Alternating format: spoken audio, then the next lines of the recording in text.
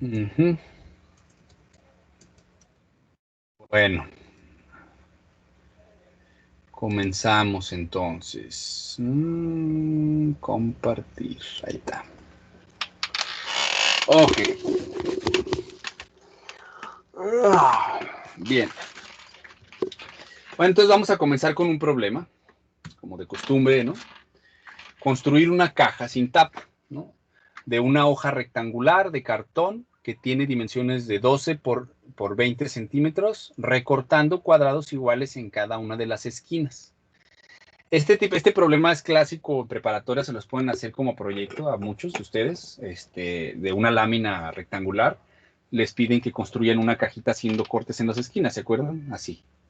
Entonces, la lámina bueno, tiene ciertas dimensiones, en este caso es de 20 por 12, y esto, bueno, hay que cortarle aquí en las esquinas cuadrados, precisamente para luego doblar las partes de las orillas, ¿no? Y de alguna manera, pues así formar la caja, ¿no?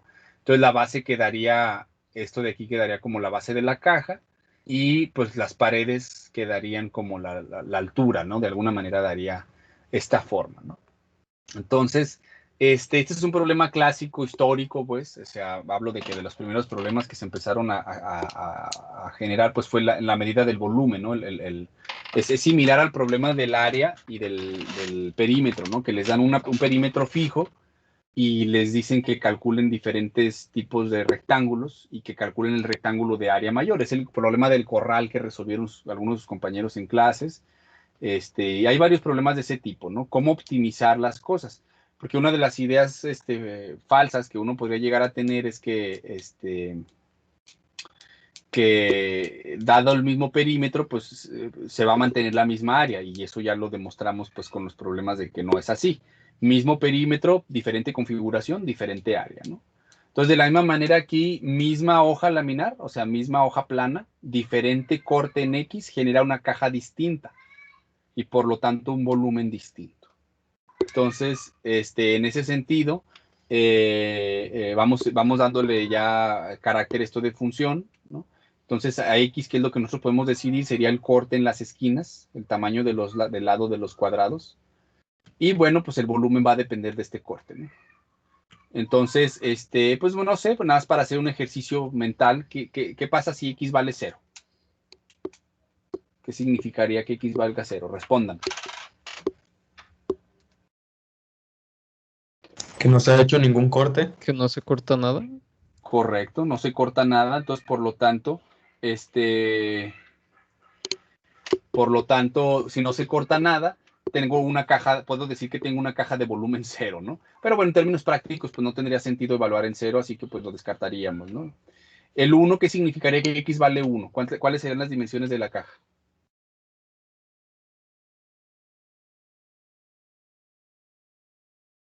Pues se corta 1 centímetro de esquina, ¿no?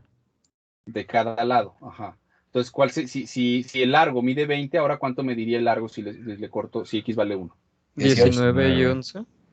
No, 19 no. 18, ¿no, profe? 18, porque hay que quitarle un X de un lado y un X del otro.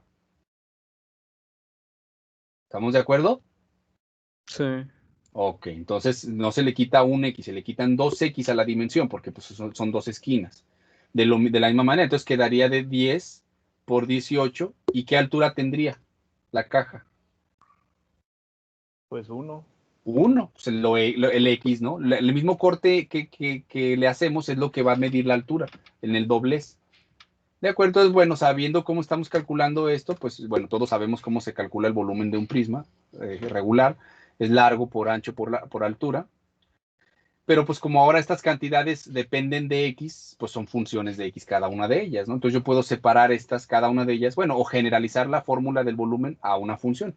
El volumen va a depender de X y cada una de las dimensiones depende de X, por lo tanto sería el producto de estas tres funciones. Entonces, si nombramos a esto el largo, a esto el ancho, y ya que doblemos la altura, sería X, pues dentro de la caja esto sería nuestro largo, esto sería nuestro ancho y esto sería nuestra altura, h de X, ¿no? Entonces, ahora si construimos las funciones, como ahorita bien vimos, ¿no? Para el largo sería quitarle 20, 2 veces x, ¿no? 2 veces x a 20, ¿no?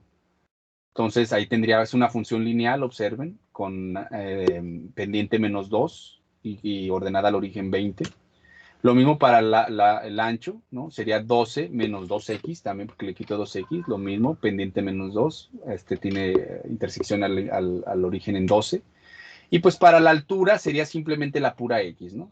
Que también es una recta. Recuerden, pendiente 1, corte al origen 0.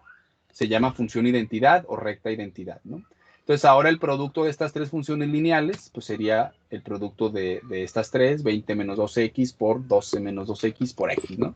Entonces si ahora primero hacemos el producto de las dos lineales, 20 menos 2x y 12 menos 2x, obtenemos una cuadrática. Esto lo aprendimos la clase pasada, que el producto de lineales, de dos lineales, genera una función cuadrática. Y si ahora distribuimos el x en esta función cuadrática, pues obtenemos una nueva estructura llamada función cúbica. ¿De acuerdo? Esta función cúbica, pues ya la podemos utilizar para representar cómo varía el volumen con respecto a x, ¿no? Ya es una expresión algorítmica de alguna manera, ¿no? Cómo hacerlo. Entonces, si graficamos esta función, pues se ve así, ¿no? Entonces vean que pues no tiene forma de recta, no tiene forma de parábola, pues es una nueva estructura, ¿no? Nueva función, por lo tanto, pues tiene esta forma, una parte como que voltea hacia arriba y otra parte como que voltea hacia abajo. Y bueno, vamos analizando el dominio, ¿no? El dominio de la función. ¿Qué valores de x no tienen sentido? ¿Cómo pelamos aquí esta función? Porque aquí yo la grafiqué puse todos los reales. ¿Qué valores de x evidentemente no tienen sentido?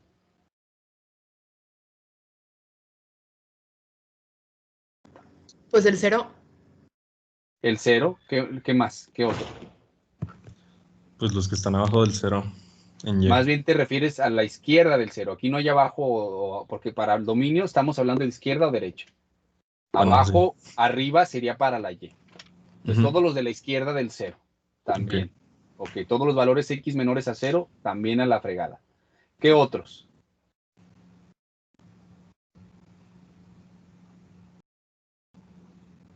Y eso de los negativos, excluirlos es fácil de ver, ¿no? Pues no, x menos 2, ¿qué significa? Pues no puedo hacer un corte de menos 2, eso no tiene sentido. El 8 ¿Qué tal vez. otros? El 8 nada más lo quitamos. Bueno, del 6 al 10 más o menos. Del 6 al 10 lo quitamos, ¿por qué? Pues porque ahí la curva va como en Y negativa. Entonces, Ok, ¿y eso qué significa en la caja? Pues eso tiene que tener una interpretación en la caja. ¿Por qué no puede valer 8 en la caja? ¿Por qué no puede Pues hacer un corte de 8? sería volumen negativo, ¿no? Sí, sería un volumen negativo viendo la gráfica, pero ¿por qué yo físicamente en la caja no le puedo hacer un corte de las esquinas de tamaño 8? Pues porque se elimina su tamaño, ¿no? Por ejemplo, Exactamente, exactamente. Por eso también del 10 en adelante no tendría sentido, ¿cierto? ¿Por qué? Porque del 10 en adelante no podría hacer cortes de 10 mayores a 10 porque pues, si corto dos veces x, si x vale 10, simplemente para el largo ya me acabé toda la dimensión. Lo mismo ocurriría para el 12. Si corto dos veces x, el valor más grande posible que puedo cortar, ¿cuál es?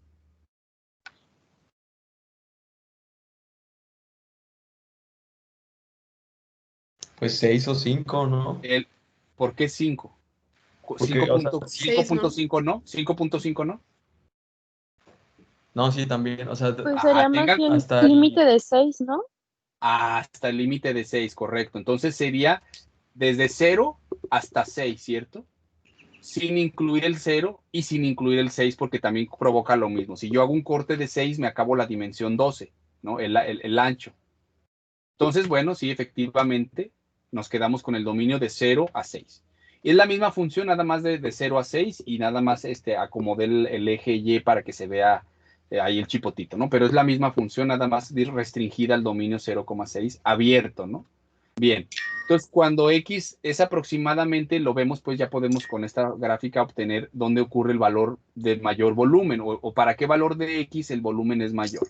Pero como es una aproximación, y hay que tener cuidado con esto de las aproximaciones, ¿no? La igualdad se da cuando conocemos el valor real. En este caso, este es un truncamiento que hace Desmos al ponernos aquí, porque pues, existe una infinidad de decimales después del punto. y pues trunca y por lo tanto digo que es aproximado. Entonces este símbolo de igual como ondulatorio significa aproximadamente. X es aproximadamente 2.427 o cuando X es aproximadamente 2.427 se obtiene el valor máximo aproximado. Como X es aproximado, pues el valor aproximado, también el valor máximo es una aproximación, no es el valor real. Entonces, y este sería el volumen que pudiese llegar a construir en una caja, haciéndole un corte de 2.427 en las esquinas, ¿no? Así puedo maximizar el volumen. Ok. Entonces, bueno, la moraleja de este problema fue que al multiplicar tres funciones lineales obtuve esta nueva estructura llamada función cúbica. Entonces, vamos a ver geométricamente cómo se ve esto de la multiplicación de funciones lineales. Entonces, aquí tengo las tres rectas que están acá. Ya no voy a entrar en el detalle de cómo graficarlas. Esto ya lo sabemos todos. Entonces, observen que los cortes están en -3, en -1 y en 1.5. Las intersecciones en el eje X me refiero, ¿no? Entonces, la roja corta en X con -3, la verde en -1 y la azul en 1.5. Entonces, ¿qué pasa si ahora yo construyo una función con el producto de estas tres funciones lineales? Pues al igual que en la anterior y al igual que en la parábola, vamos a ver qué pasa con las intersecciones de la nueva función. Entonces, la nueva función, bueno, haciendo la álgebra aquí respectiva, primero si multiplico las dos lineales F1 y F2, obtengo una cuadrática. Entonces, aquí tengo una cuadrática por una lineal. Si ahora grafico esta cuadrática, menos 2x cuadrada menos 3x más 9, observen cómo esta es la F1 y la F2, o sea, es la roja y la azul, las que estoy multiplicando. Entonces, al graficarlas, ¿qué va a ocurrir? Pues la función resultante del producto tiene los cortes que tenían las dos lineales. Eso ya lo sabíamos de la clase anterior. Ahora tenemos estos dos cortes, o sea, los dos cortes de la parábola y el corte de la lineal. Si ahora hacemos el producto de la parábola con la lineal y hacemos todo el desmadre ahí algebraico, obtendríamos esa expresión y esa expresión pues es la que representa la función cúbica. Si la graficamos, ¿qué ocurre? Pues que los cortes que tiene o las intersecciones con el eje X son las mismas que las de la parábola y las de la recta, ¿cierto? Si es natural, se heredan, ¿no? De alguna manera. Entonces, bueno, la moraleja aquí es que el producto de tres funciones lineales genera una función cúbica y que las intersecciones de f de x con el eje X son las mismas que para las funciones 1, 2 y F1, F2 y F3. Y eso, pues ya, eso lo vimos en la cuadrática y también ocurre aquí, ¿no? Entonces, ahora vamos a analizar esta función. O sea, vamos a suponer que me dan esta función sin yo, así como está, ¿no? Y me dicen, a ver, grafica esa función. Bueno, lo primero que sé es cómo calcular la intersección con el eje Y. Recuerden que para toda función que admita el cero en su dominio, la intersección con el eje Y se da cuando la X vale 0. Entonces, evaluando en 0, pues siempre me va a quedar esta constante. Si hay alguna constante es lo que queda, porque todo lo demás se va a hacer 0. Entonces, la intersección está en 0,-9. La intersección con el eje Y, recuerden que es cuando la Y vale 0, entonces esto es igualar a 0 la función, ¿no? Esto ya lo deben tener claro porque es igual a 0. Y bueno, pues, ¿qué onda? A esta ecuación la llamamos ecuación cúbica. ¿Cómo la resolverían?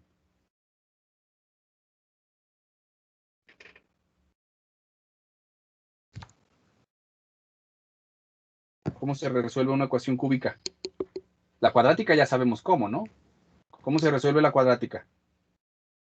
Pero resolver en qué sentido. En el único sentido que existe. O sea, resolver una ecuación tiene solo un significado. Encontrar los valores de X que al sustituirlos aquí te dan 0. Ese es el único significado de resolver una ecuación, ¿eh? Para futuras referencias. Cuando digan resuelve la ecuación, quiere decir que encuentres los valores de X para los cuales la ecuación es verdad. Pues encontrar las raíces. Pues Ok, X sería igual a una por eso, raíz la pregunta es cúbica. ¿cómo? Yo creo Desplegas. que factorizando, ¿no? A ver, ahí dijeron una, factorizando. ¿Quién más dijo otra? ¿Con fórmula general? ¿Cuál fórmula general? No hay. ¿Cómo que no hay? Con división sintética. Para la división sintética se necesita conocer una de las soluciones. No puedes hacer la función cúbica cuadrática multiplicada por una lineal, separar la cuadrática y pues de todas maneras están las X, ¿no? Ok, ¿y cuál es esa? ¿Cómo hago esa factorización? Si no la conozco. Pues puedes Sí, derivar, la ¿no? ¿Para derivar de qué me sirve? Pues hay para un proceso. encontrar, bueno, te da una cuadrática y ya sacas las raíces de esa. Pero las raíces de esa cuadrática no son las raíces de esta cúbica. Son ecuaciones distintas. ¿Alguien más? Ok, entonces división sintética no, porque necesito conocer una de las soluciones. Y no conozco, estoy asumiendo que no conozco nada. Pero Hola. no tienes que sacar ¿cómo se llama? Los factores del -9 de que, digo, los múltiplos de que, Sí, eso es el método de división sintética y a veces me produce, utilizar esa metodología, a veces con eso llego a encontrar una solución y luego ya aplico división sintética y reduzco esta ecuación a una de grado 2 y luego ya aplico fórmula general. Pero eso no siempre funciona. ujú. O sea, en general no siempre funciona. Es un método que se enseña en preparatoria para ciertos ejemplos, pero en general no. Entonces, por ahí dijeron división sintética, no se puede, a menos que conozcamos una de las soluciones. Derivar, no aplica aquí, porque aunque derive yo y obtengo una cuadrática, la cuadrática y la cúbica son cosas diferentes. Entonces, nada más aquí también quiero hacer ojo en el hecho de que esta inercia que tienen de hacerle cosas a las cosas, hacerle cosas nada más porque podemos hacer, ¿de qué podemos? Derivemos, ¿para qué? O sea, el proceso se elige en función del objetivo. Mi objetivo es resolver la ecuación, ¿para qué me sirve derivar? Ah, no sé, pero se puede derivar, ¿no? Sí, sí se puede. Se le pueden hacer un chorro de cosas a esa ecuación, pero yo quiero algo que me lleve a las soluciones. Entonces, por ahí al principio dijeron fórmula general. Es que, según yo me acuerdo nada más de factorizar, profe. Yo sé lo que se acuerdan porque sé lo que les enseñan en preparatoria. Yo les estoy ampliando lo que no les enseñaron en preparatoria. La factorización solamente ocurre si sabes factorizarla, pero la factorización no siempre te es posible. Entonces, ¿qué pasa cuando no se puede factorizar? Precisamente para eso pongo los ejemplos, para que se desconecten o más bien se arranquen el ombligo o el cordón umbilical, ¿no? De la preparatoria, de que a lo mejor se quedaron con la idea de que ustedes sabían resolver estas cosas para todas las funciones, para todas las ecuaciones cúbicas que les pongan. Y no. ¿Por qué? Porque hay muchas ecuaciones cúbicas que no se les puede aplicar esa metodología. De hecho, la mayoría no se le puede hacer eso. Esos ejemplos que se ponen en preparatoria son porque pues, se puede y nada más es para enseñarles el concepto de factorización, etcétera. Pero no se puede para todas, para la mayoría, de hecho, son una infinidad, pues. Entonces, por ahí alguien dijo al principio, fórmula general. Bueno, la fórmula general que ustedes conocen es la fórmula general para funciones, para ecuaciones cuadráticas. La de menos b más menos raíz cuadrada de b cuadrada menos 4ac. Esa es la que ustedes conocen. Pregunta, ¿hay fórmula general para ecuaciones cúbicas? ¿Qué piensan?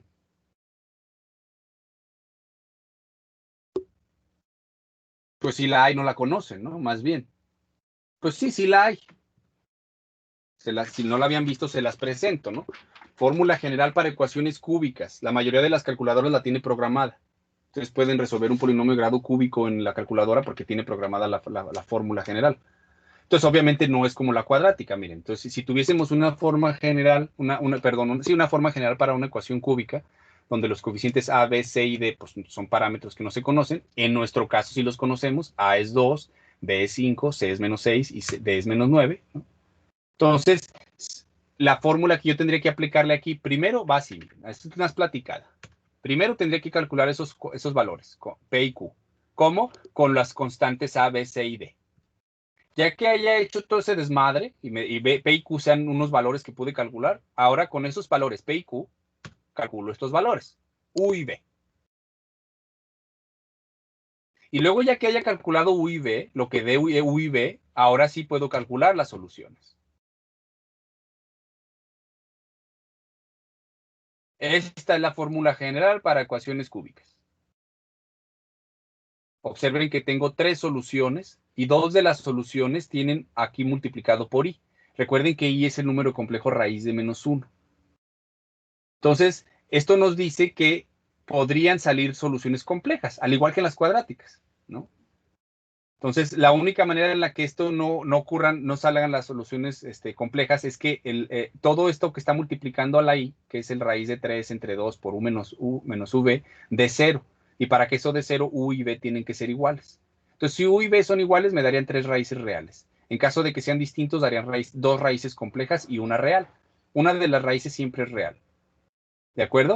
Entonces, pues vean que es un lío, vaya. Al igual que en la fórmula cuadrática, pues hay una forma de zafarse de esto, pues sí conozco la forma factorizada. Y esto lo hago, pues, primero, para que conozcan la fórmula general para ecuaciones cúbicas. Segundo, para que valoren las formas factorizadas. Ahora sí, volviendo a lo que si puedo factorizar, pues ya la hicimos. Y en este caso, yo conozco de dónde viene esta función. Esta función la construimos con el producto de estas tres lineales. Entonces, si yo conozco la factorización, pues rápido llego a las soluciones. ¿Por qué? Porque utilizo el principio de que igualar la ecuación cúbica en su forma expandida es lo mismo que igualarla en su forma factorizada, pero en su forma factorizada pues son 3 factores igualados a 0. Eso significa que uno de esos factores debe de ser 0 o los 3. Eso me permite separar esto en 3 factores lineales y de ahí sacar las soluciones de forma más sencilla, ¿no? Despejando la X. Entonces, las soluciones a través de la forma factorizada van a ser las mismas que a través de la fórmula general. Pero vean la diferencia en cálculos, ¿no? Entonces, para que aprecien la factorización. ¿De acuerdo? Pero en caso de que no haya factorización, que es en la mayoría de los casos, también sepan pues que hay una forma de resolverlo.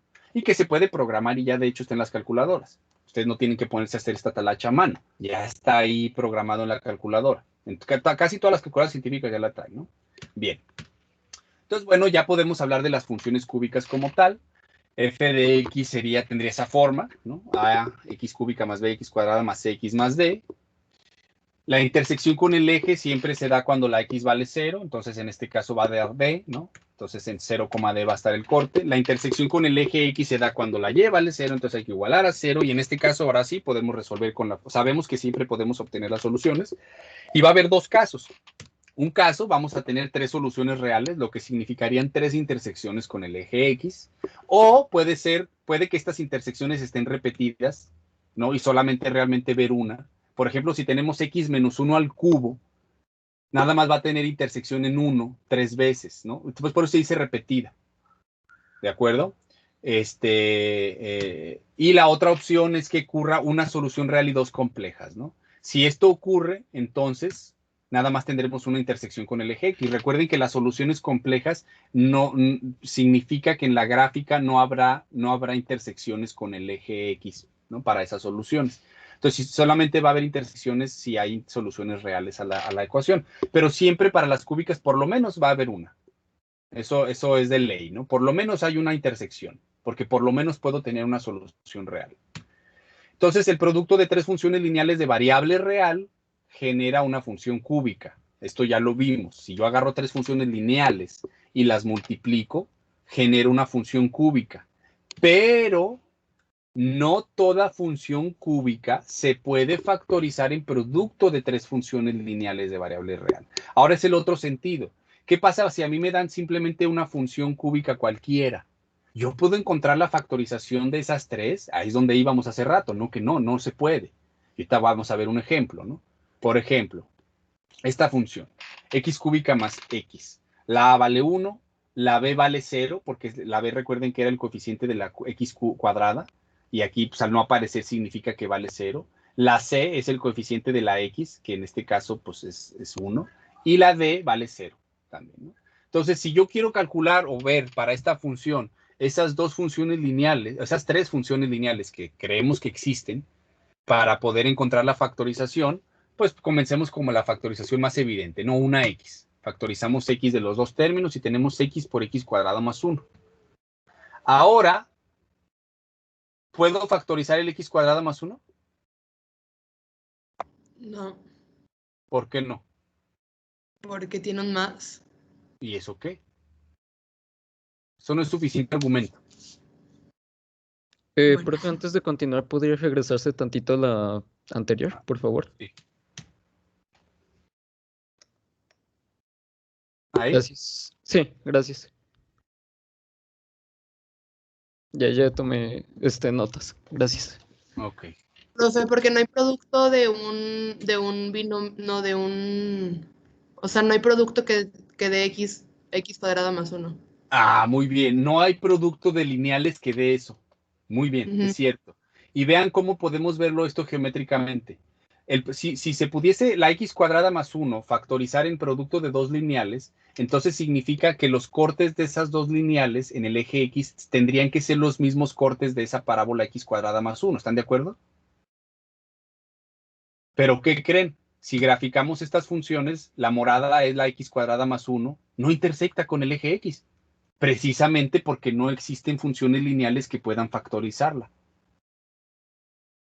Entonces, a este tipo de expresiones que no se pueden expresar como producto de lineales, este es un factor lineal, recuerden que la x es una recta, entonces se le llama factor lineal. Pero a este tipo de expresiones, x cuadrada más 1, que no se puede expresar como producto de funciones lineales, es porque no tiene expresión factorizada dentro de los números reales. A este tipo de factores se les llama factores cuadráticos irreductibles. ¿Cómo se caracterizan analíticamente? Bueno, eso sería un factor cuadrático irreductible. No tiene sentido el nombre. Irreductible quiere decir que no se puede reducir en producto de lineales. ¿Cómo lo vemos? Gráficamente vemos que no tiene intersecciones con el eje, la parábola, ¿no? Si tuviese intersecciones con el eje, esas intersecciones serían las intersecciones de las lineales que la factorizan. Pero como no tiene intersecciones, no hay funciones lineales que la factoricen. ¿De acuerdo? Analíticamente se caracterizan, estas expresiones se caracterizan porque no existen soluciones reales a su ecuación cuadrática correspondiente.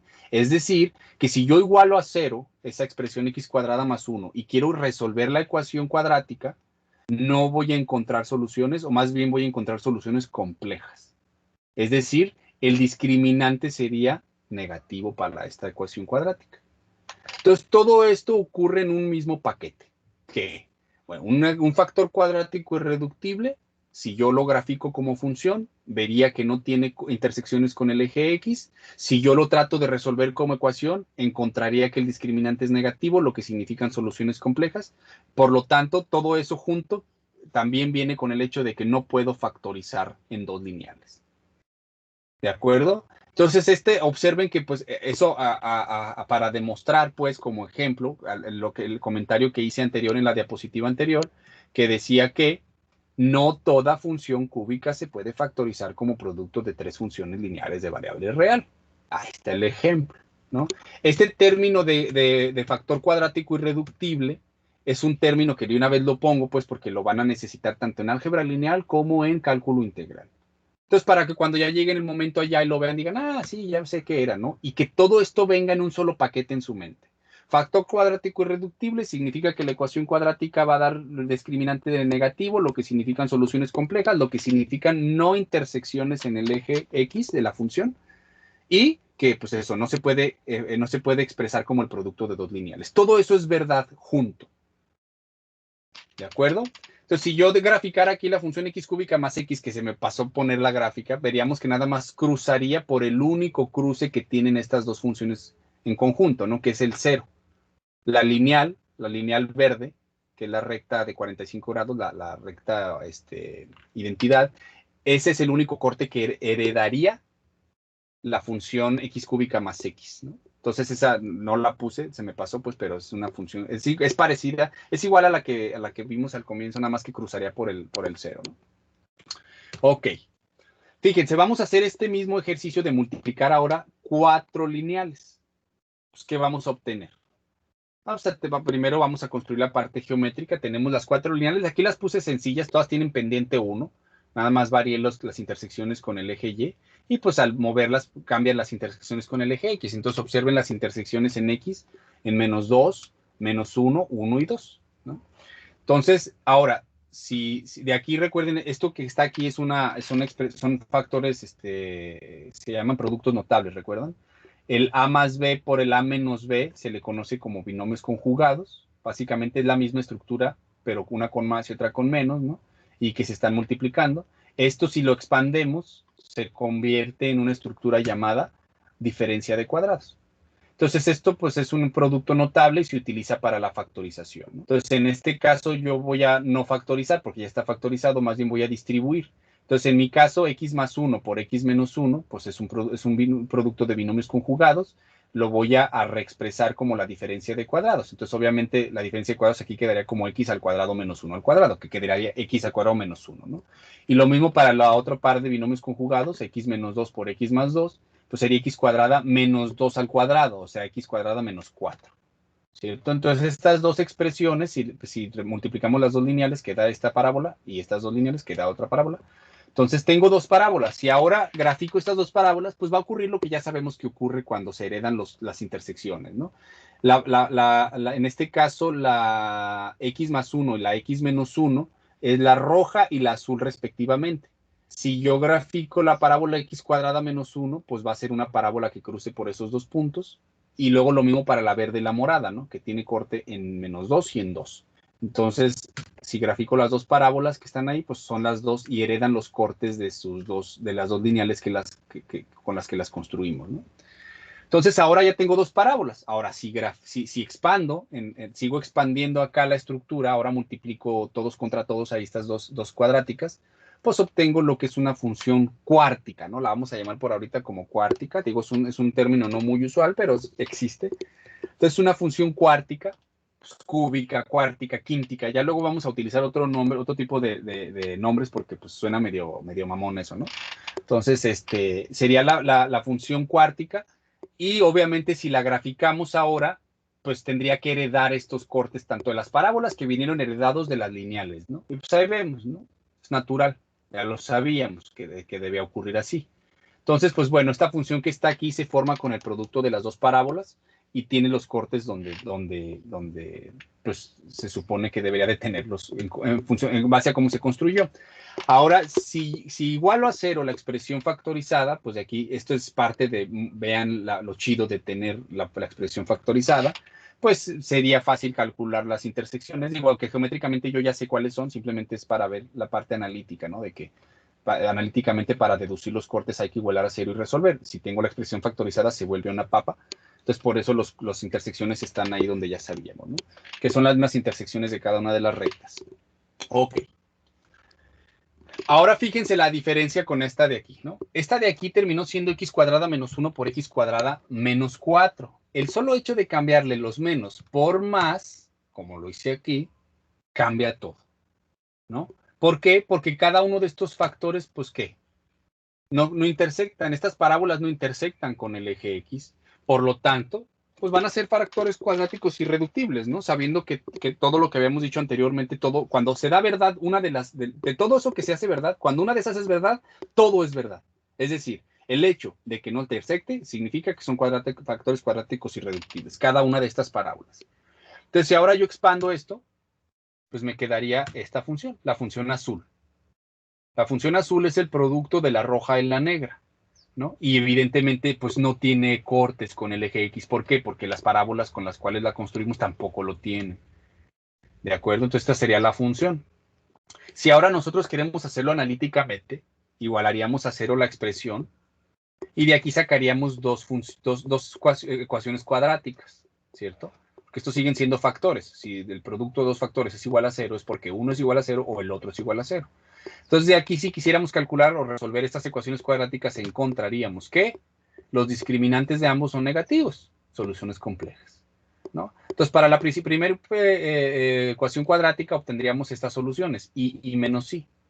Y para la segunda ecuación cuadrática obtendríamos las soluciones 2i y menos 2i. Donde i es la raíz cuadrada de menos 1 y ya estamos hablando de complejos y etcétera. Recuerden que aunque este curso no se enfoca en los números complejos, pues les voy dando un adelanto para que cuando lleguen a las materias donde lo ven digan, ok, ¿no? Entonces hagan conexiones allá también, ¿no? Y que no sea también algo nuevo, que desde ahorita ya empiecen a ver qué es esto. Entonces, bueno, recuerden que para nosotros los números complejos no tienen interpretaciones geométricas aún, por eso si se fijan cuando ocurren soluciones complejas, pues no hay intersecciones, no hay nada que decir. Vaya, podríamos decir que ese sería el significado geométrico, que no tiene intersecciones. Y bueno, también hay que hacer notar que las soluciones complejas siempre vienen en parejas. O sea, si viene una solución compleja es porque viene su conjugada, así se les llama. Las soluciones complejas siempre vienen en pares, se denominan soluciones complejas conjugadas. Entonces, si unas estructuras de este tipo, una de las soluciones es sí, su conjugado también es solución. Si su solución es 2i, su conjugado también es solución. ¿Quién es su conjugado? La misma estructura, pero con menos. ¿De acuerdo? Entonces, para que sepan siempre, pues, que las complejas, las raíces complejas o las soluciones complejas siempre vienen en parejitas. ¿De acuerdo? Ahora, siguiente nivel, ¿no? O sea, ya hablamos de la ecuación cuártica, pero, ¿qué onda? ¿Existe fórmula general para esta? ¿Ustedes qué creen? A la luz de lo que ya hemos visto. ¿Qué piensan? Pues yo creo que sí, ¿no? Pues, ¿por qué no, verdad? Los matemáticos ociosos, pues que se pongan a buscar las fórmulas, ¿no? Bueno, y lo hacen, de hecho. Y sí, sí existe. Se las presento también. También está programada en las calculadoras y también es un algoritmo. Lo primero que habría que hacer es calcular estos valores. B mayúscula, C mayúscula, D mayúscula, Y mayúscula, a partir de estos cocientes de las coeficientes que tengan las ecuaciones, ¿no? Y luego ya que calcularon esto, calculan esto. Y luego ya que calculan esto, calculan esto. ¿De acuerdo? Donde de hecho por ahí falta quién es Y, ¿no? Y también hay que calcularlo, es algo que se me pasó a poner aquí. Entonces se pueden dar cuenta, pues, o sea, existen las fórmulas generales, pues, ahorita les presenté la de grado 3, la de grado, o la de la cúbica y la cuártica. Y bueno, pues, estas soluciones pueden ser reales o complejas dependiendo de los valores A, B, C, D y E. ¿De acuerdo? Entonces, aunque parezca complejo el algoritmo, pues no hay que hacerlo a mano, ya existen, bueno, se puede programar, ¿no? Eso es lo padre de las computadoras y para eso aprendemos programación también. ¿Por qué? Porque pues tú nada más ya pones la estructura y luego ya nada más le das los valores de A, B, C o D y ya la computadora lo hace en un segundo, ¿no? En lugar de estar haciéndolo a mano para cada caso. Ok. Entonces, ¿qué creen? Ahora está la de grado 5 o la quíntica, ¿no? La ecuación quíntica. ¿Ustedes qué creen? ¿Existirá fórmula general?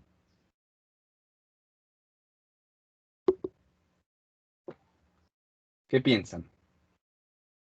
Pues, ¿por qué no, verdad? Si existió la de grado 2 y la de grado 3 y la de grado 4, ¿por qué rayos no existiría la de grado 5 o la de quíntica, ¿no? Bueno, para responder esta pregunta les voy a platicar un poco de historia. ¿De acuerdo? La cuadrática, ya les había dicho, ese es conocimiento ancestral, o sea, realmente eso es tan básico que pues, se encuentra en las pirámides de Egipto y se encuentra en las pirámides mayas y ese conocimiento es muy viejo realmente. Y bueno, en el caso de la fórmula de grado 3 se le atribuye a este tipo, Niccolò Fontana Tartaglia, ¿no? Es un italiano ahí del siglo XVI, que en el año de 1530, pues él encontró o dedujo la fórmula general para ecuaciones de orden 3, que fue la primera que les presenté. Entonces, esto de que él encontró, pues si la encontró por primera vez, pues no, ¿verdad? Esta de que la historia nos cuenten de que cuando uno busca en Google la fórmula de grado 3 y nos cite luego a Tartaglia como el que la descubrió, pues es una farsa, es una mentira que viene de esta visión eurocentrista, ¿no? De que los europeos se sienten el ombligo del mundo y que piensan que todos los descubrimientos los hicieron ellos, ¿no? Cuando eso es falso. Si ustedes ven la historia, todos los europeos siempre se plagiaron todos lados y nomás, son unos plagiadores, eso es lo que son realmente, ¿no? Todo el conocimiento que tienen se lo plagiaron de Egipto, se lo plagiaron de Sumeria, se lo plagiaron de China, se lo plagiaron de Babilonia, se lo plagiaron de India, de todos lados a donde llegan se plagian y luego dicen que ellos lo hicieron, ¿no? Por esta visión supremacista blanca que tienen de que ellos se creen los dueños del mundo y etcétera, etcétera. Esto está impregnado en la historia. Ellos nos han contado una historia falsa, ¿de acuerdo? No significa que Niccolò Tartaglia no haya deducido por sí mismo quizás la fórmula general. De hecho, en muchos de los casos así fue. O sea, ellos llegaron al descubrimiento, pero si fueron ellos los primeros, pues eso sí es falso, ¿no? Ya hay evidencias de que los sumerios ya trabajaban con ecuaciones de orden 3 o con la ecuación cúbica. Los sumerios ya lo sabían. Estamos hablando de hace 7,000, 8,000 años, ¿no? Mientras que pues Tartaglia es de 1530, o sea, hace menos de 500 años. Entonces, eso nada más para que esta visión eurocentrista que todos tenemos de alguna manera entiendan o se den cuenta de que hay que analizar bien la historia y saber qué es mentira, ¿no? Y hay muchas mentiras en la historia. Entonces, bueno, también es interesante, lo menciono, porque cómo se daba la matemática en el siglo XVI en Italia, que estaba floreciendo. Tartaglia encontró la fórmula general por ahí trabajando y luego años después, de hecho contemporáneo de Tartaglia, es Ludovico Ferrari. Ludovico Ferrari era estudiante de del principal enemigo de Tartaglia. Ah, caray, ¿cómo que enemigo de Tartaglia? ¿Cómo que eran matemáticos que enemigos? Lo que pasa es que en la Italia del siglo XIX, del siglo XVI, en la Italia del siglo XVI, así como ahorita hay combates así de Yu-Gi-Oh! Con las tarjetitas que a algunos de ustedes les gustó jugar por Pokémon o Yu-Gi-Oh! Que se van a las plazas y empiezan ahí a aventar el hechizo y el monstruo y etcétera. De la misma manera, en la Italia del siglo XVI, se hacían debates entre matemáticos, ¿no? Y la gente se reunía a escucharlos en las plazas, ¿no? Y estos debates eran, pues, en lugar de aventar tarjetitas, ¿verdad? Pues era aventar problemas, ¿no? Entonces eran retos así, básicamente, eran contrincantes y se aventaban un problema matemático uno al otro y el otro tenía que resolverlo. Y ya que lo resolvía, entonces él le aventaba otro reto matemático al otro y el otro tenía que resolverlo. Y así hasta que uno no pudiese resolver el reto que le aventara el otro. Y cuando eso ocurría, pues en este caso era grave, ¿no? Porque perdían sus trabajos, o sea, perdías toda tu reputación, todo tu prestigio y terminabas siendo pues humillado por la sociedad. O sea, es ridículo pensar en esto porque realmente dos matemáticos talentosos, que eran pocos los que había, y que encima de eso el perdedor era humillado y además hasta despedido de las pocas universidades que había o perdía el patrocinio de su mecenas. Recuerden que en aquellos años realmente dedicarse a la ciencia era un lujo.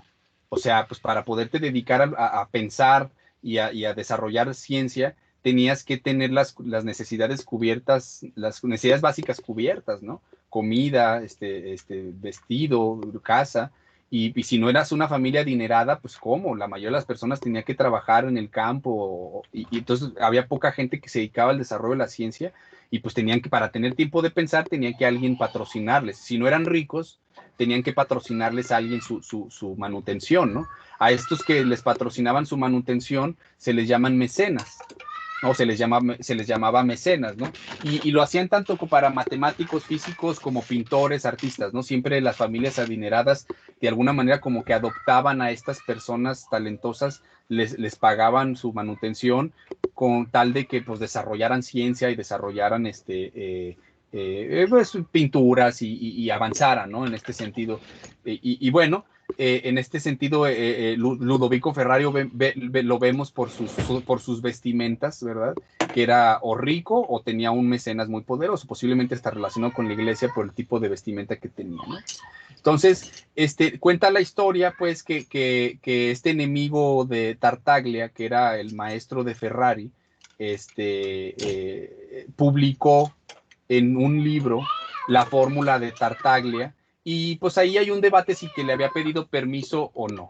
Entonces, a ver, permítame un segundo porque hay un chipote aquí haciendo ruido.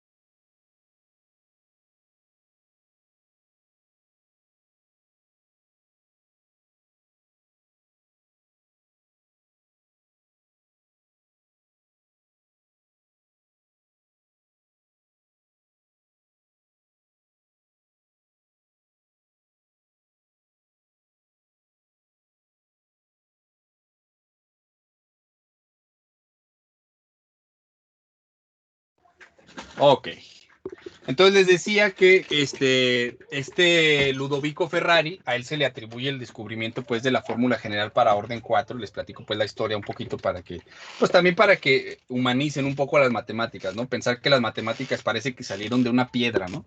Y no, O sea, las desarrollaron matemáticos que tuvieron historias a veces fascinantes y muy dramáticas, ¿no? Entonces, en el caso de Ludovico Ferrari, les mencionaba que su profesor, él había publicado en su libro la fórmula general para la ecuación de grado 3, y pues ahí hay un debate si que le había pedido permiso a Tartaglia, que si no, total de Tartaglia se enojó, ¿no? Porque le publicaron su resultado y lo hizo su enemigo de por vida, ¿no? Entonces, lo odió toda la vida, básicamente, porque pensó que le estaba robando el crédito, ¿no?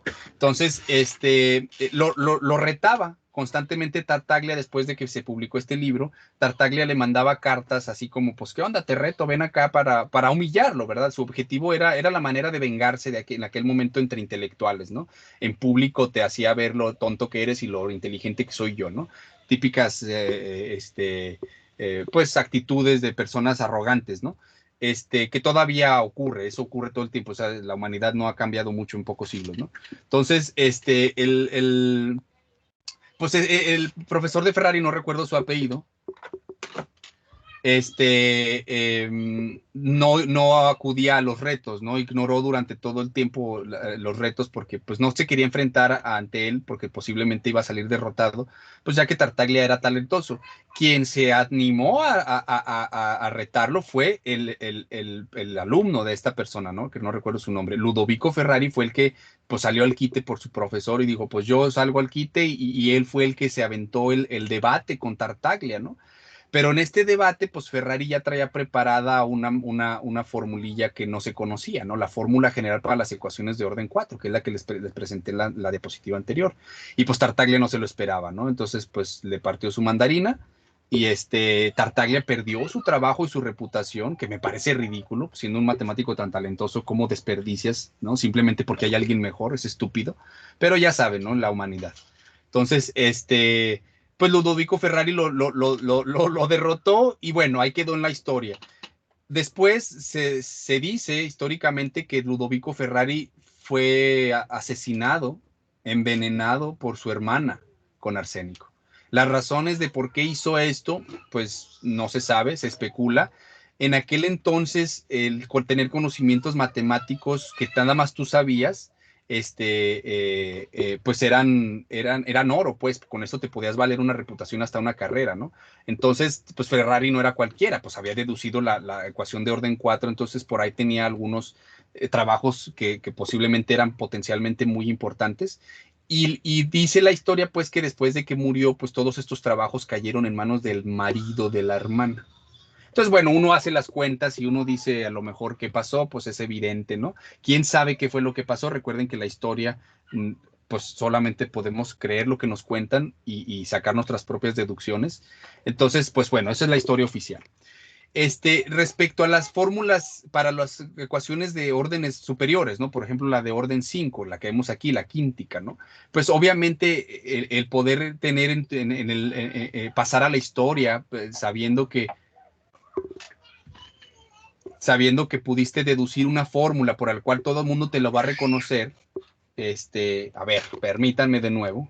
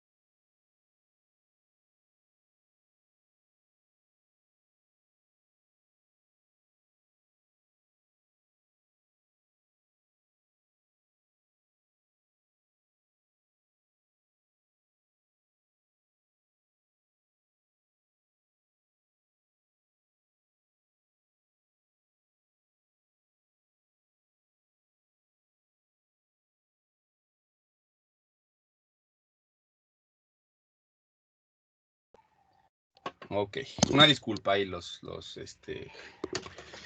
la situación esta de estar en casa, ¿no? Ok. Entonces, ¿en qué nos quedamos? En las fórmulas generales para la fórmula general para la de grado 5, ¿no? Entonces uno esperaría que por ahí apareció algún matemático brillante que la dedujo, ¿no? Pues bueno, no fue hasta el año de 1820 y tantos, fíjense, pasaron más de 300 años y no es que nadie lo intentara. Buscaron y buscaron la fórmula general para resolver esta ecuación, la de grado 5, evidentemente, porque pues lo que esto conlleva, ¿no? La fama y la reputación, y o sea, encontrar estas fórmulas te volvía básicamente el dios de las matemáticas en aquellos años, ¿no? Entonces, no es que nadie lo intentara, pero pasaron 300 años hasta que llegó Évariste Galois. Évariste Galois, pues él nació en la Francia de la Revolución, ¿no? Entonces, él tenía inclinaciones revolucionarias desde chico. De hecho, estuvo encarcelado un año, a los 17 años fue encarcelado un año, y a pesar de ser un revolucionario, pues era alguien extremadamente brillante. De hecho, Galois no dedujo la fórmula general para la ecuación quíntica. Él demostró que no existe fórmula general para ecuaciones polinómicas de grado mayor o igual que 5. Y esto es algo raro de entender o no entra por primera vez cuando como que demostró que no existe. O sea, no la han encontrado, o sea, ¿la puedo encontrar yo? No, nadie la puede encontrar. ¿Por qué? Porque no existe. ¿Y cómo saben que no existe? Évariste Galois lo demostró. ¿Y cómo lo demostró? Bueno, pues hay que entender la teoría de Galois.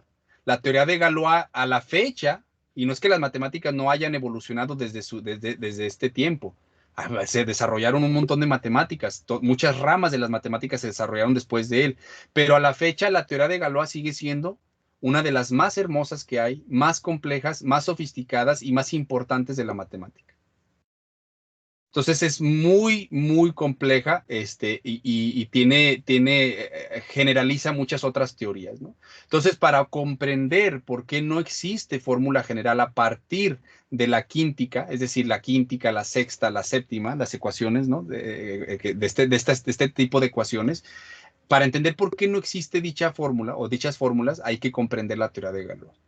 Entonces, Galois también tuvo una vida trágica. Aparte de estar encarcelado de los 17 a los 18 años, él primero fue no apreciado en su tiempo por los matemáticos de la época, a pesar de desarrollar sus trabajos propios, pues, y de deducir ciertas cosas, le mandaba sus trabajos a los matemáticos más reputados de Europa y nadie lo entendía. De hecho, fue rechazado de las principales universidades. O sea, fíjense las cosas, ¿no? De la vida. Ahorita Galois es básicamente uno de los principales matemáticos o de los que aportaron más a la matemática en la historia, pero en su tiempo fue rechazado. Todas sus teorías fueron rechazadas. ¿Por qué? Porque no las comprendían. Era demasiado para la época. Fueron décadas después de que él murió que muchos matemáticos empezaron a ver sus trabajos y empezaron a comprender lo que él hizo y entonces se dieron cuenta del valor de lo que había aportado, ¿no? Él murió a los 19 años, no, a los 21 años. Los 19, los 21, bueno, no hay mucha diferencia. Murió extremadamente joven. Y cuando murió ya tenía esta teoría elaborada, ¿no? Esta teoría que es una de las más increíbles de matemáticas, de teorías matemáticas, ¿no? ¿Cómo murió? En un duelo a pistolas, ¿no? Entonces, si ustedes recuerdan la Francia del siglo XIX y la Europa de esos siglos, estaba esta costumbre de que si alguien te ofendía, ¿no? Alguien te decía algo o alguien hacía algo que ofendiera tu honor, ¿no? Pues podías irlo a retar a la muerte, ¿no? Y básicamente acá con toda la caballerosidad y con toda la educación, pues caballero, lo reto a que nos batamos a muerte mañana a las 7 de la mañana, ¿no? Entonces era muy común, ¿recuerdan? Esto no fue ficticio, ocurrió mucho, ¿no? Pues Évariste Galois fue uno de estas personas que fue retado pues de hecho, quien terminó siendo el que lo mató, pues era un campeón de esgrima y campeón de tiro y era una persona que obviamente le superaba en esas habilidades. Y cuenta la historia que fue por cuestiones de una mujer. Es decir, la persona de la quien Galois estaba enamorado, esta mujer estaba comprometida con otra persona, este campeón de esgrima rico, adinerado, que pues terminó siendo ofendido, pues su honor, ¿verdad? Deshonor sobre ti, deshonor sobre tu vaca, ¿no? Diría mucho, ¿no? Entonces, fue retado por este campeón y pues asistió. Obviamente en estos tiempos, si alguien te menta la madre y luego, o si tú le mentas la madre a alguien y luego te retan a muerte, pues te ríes, ¿no? O sea, te reto mañana que nos batamos a muerte a las 7 de la mañana y pues no, güey, no voy a ir a esta, así que espérame sentado, ¿no? Entonces, pero en aquel entonces era una cuestión importante el honor y etcétera, y pues bueno, Galois fue a enfrentar su muerte, ¿no? Y agonizó, estuvo agonizando un día pues recuerdan que las pistolas de aquel entonces pues aventaban más bien pedazos de plomo y terminabas más bien muerto de la infección o de otra cosa, ¿no?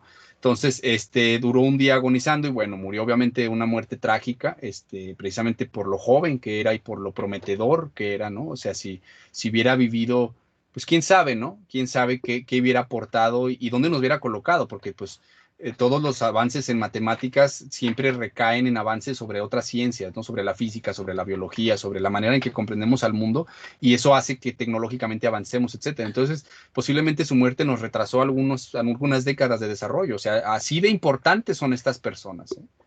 O fueron, ¿no? Entonces, su muerte fue muy trágica. Dicen que sus últimas palabras fueron a su hermano.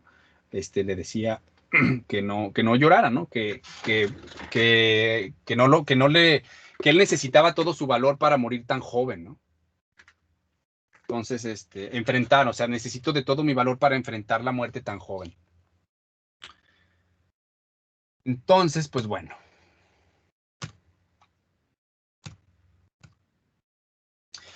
Bueno, ya de aquí, entonces, pues podemos, volviendo a nuestro tema, las ecuaciones polinómicas las podemos caracterizar por el grado, ¿de acuerdo? Entonces, las que ya conocemos y que ahorita conocieron la de grado 3 y la de grado 4, o sea, ya para no llamarles cúbicas o cuárticas, las vamos a llamar por el grado, y el grado se va a referir pues a la potencia máxima, ¿no? Entonces, para estas 4, pues existe fórmula general. Es decir, pues bueno, la para de grado 1 pues es simplemente un despeje lineal, ¿no? La de grado 2 es la que ustedes conocen y ahorita acaban de conocer la de grado 3 y la de grado 4. Las de grado 5 en adelante, pues gracias a Galois sabemos que no tienen fórmula general, ¿no? Entonces, pues aquí estoy nada más representando en general la de grado 5, la de grado 6, la de grado 7, y como vean cómo se van aumentando la cantidad de constantes que se necesitan, bueno, pues porque pues, la estructura lo necesita. Y si yo quisiera representar una ecuación polinómica, el término, ¿no? El término polinómico, ¿de dónde viene? Apareció por primera vez acá atrás cuando dice no existe fórmula general para ecuaciones polinómicas, ¿no? Este término quizás no lo habían visto antes, pero se refiere a este tipo de estructura que estamos manejando, ¿no? Que son potencias de la variable independiente por constantes más otras potencias más constantes, etcétera, ¿no? Estas estructuras se les llaman estructuras polinómicas, ecuaciones polinómicas, y eventualmente pues las vamos a llamar funciones polinómicas, ¿no? Entonces, bueno, volviendo acá a cómo estaba entonces, para poder representar en general una ecuación polinómica de grado n siendo cualquier número, pues necesito otro tipo de estructura, ¿no? O sea, es la misma estructura, pero generalizada. O sea, si yo quiero representar de forma general una ecuación polinómica de grado n, donde n no sé qué valor tenga, pues tengo que hacer uso de esta notación, ¿no? Observen las estructuras. Aquí ya no les llamé A, B, C, D o F porque no sabría dónde terminar, en qué parte del abecedario terminar, ya que n no tiene un valor determinado, simplemente representa un entero.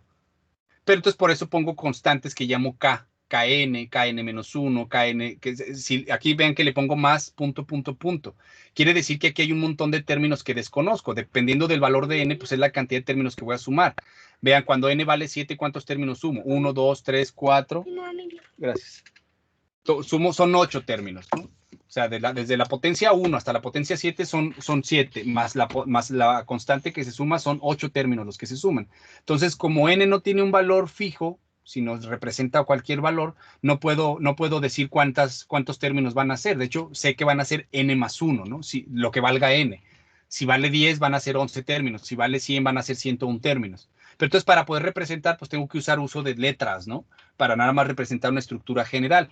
Y ver aquí también expresar cómo va cambiando el patrón. Observen que x a la n, pues es la potencia más grande si es de grado n, y luego sigue x a la n menos 1, porque le voy restando una potencia a la vez.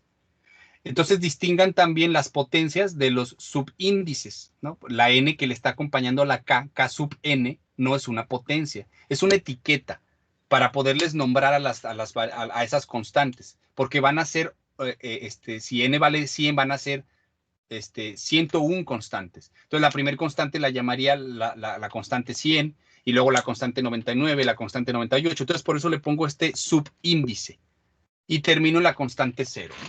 Que es la constante que se suma. ¿De acuerdo? Les voy platicando pues porque de esto comemos, vaya, de esto es lo que vamos a ver todo tiempo, estructuras generales, ¿no? Bueno, entonces a esto se le conoce como la ecuación polinómica de grado n, ¿no? Y para estas no existen fórmulas generales si la n es mayor o igual que 5, según Galois lo demostró. Este tipo de ecuaciones, el hecho de que no exista fórmula general, no significa que no tengan solución. Entonces no confundamos. Sí existen soluciones a las ecuaciones de cualquier grado, porque eso de hecho lo dice un teorema, que ahorita voy a poner aquí arribita en la esquina. Toda ecuación polinómica tiene tantas soluciones como su grado. Eso lo establece el teorema fundamental del álgebra. ¿De acuerdo? Pero cuando no se tiene fórmula general, ¿cómo se calculan estas soluciones? Bueno, pues ahí es donde entran las técnicas, algunas de las técnicas que les enseñaron en clase de la preparatoria. Si conoces alguna de las raíces, pues, o de las soluciones, aplicar la división sintética para ir reduciendo el grado de la ecuación polinómica, y así vas acercándote a una fórmula que sí conozcas. Pero en general, lo que se puede hacer, en lugar de estar haciendo esto cuando no se puede aplicar división sintética o no se conoce ninguna factorización que simplifique el problema, pues lo que se hacen es métodos de aproximación numérica, ¿no? Entonces, los valores de x que resuelven estas ecuaciones se encuentran ya no por fórmula general, sino por métodos de aproximación numérica. Esta materia de métodos de aproximación numérica así se llama, tal cual, o parecido, pues. Es una materia que ustedes tienen que ver, la mayoría de ustedes por las carreras en las que están, tienen que ver por ahí de octavo, no se crean, como por ahí de cuarto, quinto semestre está ahí en el conjunto de materias que tienen que ver en la carrera, ¿no? Entonces, pongan mucha atención cuando lleguen ahí, es muy bonita esa parte, porque precisamente no nada más van a ver cómo resolver ecuaciones de ecuaciones polinómicas de grado mayor a 5, van a ver más cosas, ¿no? O sea, los métodos de aproximación numérica son más que esto. Entonces, bueno, lo que les mencionaba, el teorema fundamental del álgebra establece que toda ecuación polinómica tiene tantas soluciones como su grado. Si es de grado 7, tiene 7 soluciones. Ahora, ¿cómo encontrarlas? Eso es otro rollo. Puede ser por métodos de factorización, por fórmula general, si existe, bueno, en la de caso de 7 no existe, sino por métodos de aproximación, ¿no?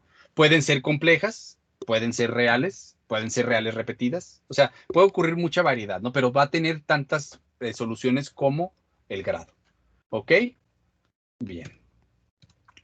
Entonces, bueno, ahora ya podemos generalizar hacia lo que sería el centro conceptual de esta clase, las funciones polinómicas, ¿no? O polinomios.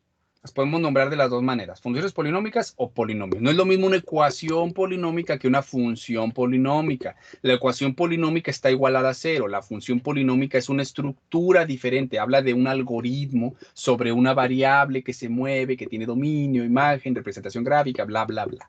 ¿De acuerdo? Entonces no confundamos las ecuaciones con las funciones, que luego las usan indistintamente. No son lo mismo. Entonces, un polinomio lo vamos a entender, o sea, la construcción de la palabra polinomio quiere decir suma de monomios.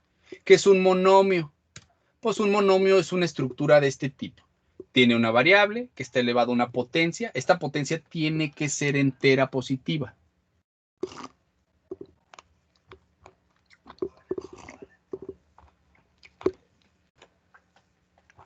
¿Ok?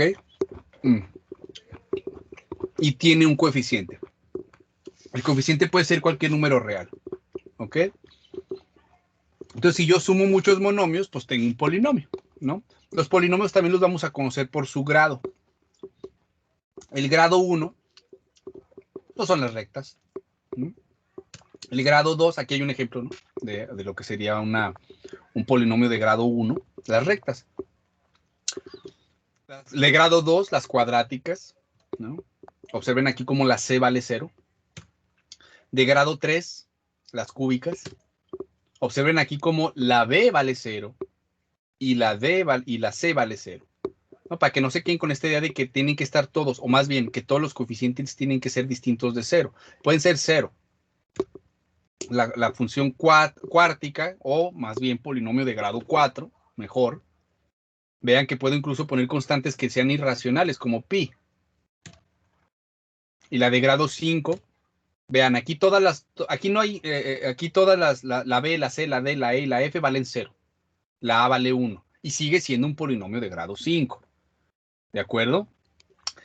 También quiero que noten que no es incongruente el hecho de decir que sea una suma de monomios. Pues podrían decir, no, es que no hay una suma de monomios, está solo, ¿no? No, sí están los otros, solamente que tienen coeficiente 0. O sea, ustedes pueden pensar que está el más 0x a la cuarta, más 0x al cubo, más 0x a la cuadrado. Están todos, solamente que los coeficientes son 0. Entonces no hay incongruencia en decir que sigue siendo una suma de monomios.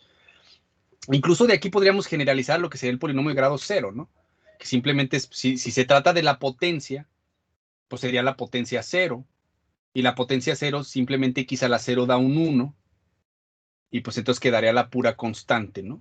A por x a la 0 da A, porque x a la 0 es 1. Entonces, un ejemplo de un polinomio de grado 0 podríamos pensarlo como las constantes, las funciones constantes, ¿no? Las rectas completamente horizontales. Ok.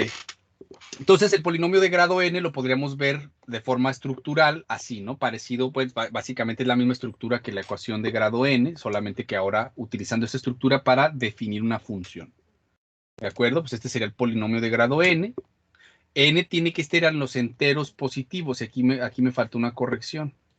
N tiene que ser positivo, o sea, es entero, pero positivo. Entonces, para denotar a los enteros positivos se le pone un más como superíndice a la Z. Recuerden que esa Z representa los números enteros.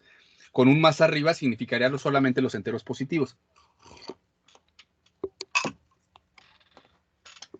Si la n, o sea, si las potencias no son enteras, no es un polinomio. El dominio de todos los polinomios son los reales. ¿De acuerdo? Para cualquier grado. La imagen va a depender de los coeficientes. O sea, la imagen no se puede decir cuál es en general, depende de la estructura que tenga la función. Una vez que en la gráfica se puede observar. Bueno. Una de las principales aplicaciones de los polinomios es la siguiente. Imagínense que tienen ustedes esta serie de puntos, XY. Están dispersos ahí, ya los grafiqué, son unos puntitos rojos en la gráfica, ¿no?